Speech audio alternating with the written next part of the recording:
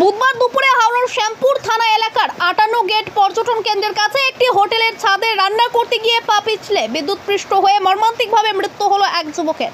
মৃতের বাড়ি পূর্ব মেদিনীপুর। জানা গিয়েছে, পর্যটন কেন্দ্র লাগোয়া ওই হোটেলের ছাদে বেআইনিভাবে শেড তৈরি করা হয়েছিল এবং সেই শেডের পাশ দিয়েই চলে গিয়েছিল ইলেকট্রিকের তার। এদিন দুপুর 12টা নাগাদ কাজ করতে গিয়ে পা পিছলে সরাসরি ইলেকট্রিকের তারে জড়িয়ে যায় ওই যুবক। ঘটনাস্থলে মৃত্যু হয় তার। প্রায় আধ ঘন্টা ধরে ওই যুবক ইলেকট্রিকের তারে ঝুলেছিল বলে জানিয়েছে এলাকার বাসিন্দারা। পরে খবর পেয়ে পুলিশ এবং দমকল ওই যুবকের দেহ নামায়। এরপর পর্যটন এলাকায় হোটেলগুলির বেআইনি ব্যবসা এবং কাজকর্মের প্রতিবাদে দেহ বেশ কিছুক্ষণ আটকে রেখে বিক্ষোভ দেখায় স্থানীয় বাসিন্দারা। পরে শ্যামপুর থানার বিশাল পুলিশ বাহিনী গিয়ে পরিস্থিতি সামাল দেয়।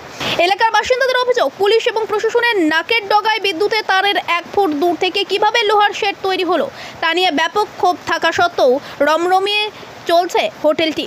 এ বিষয়ে কোনো রকম আপত্তি কর্ণপাত করেনি প্রশাসনিক কর্তা। পুলিশ হোটেলটির মালিককে আটক করেছে বলে জানা গিয়েছে।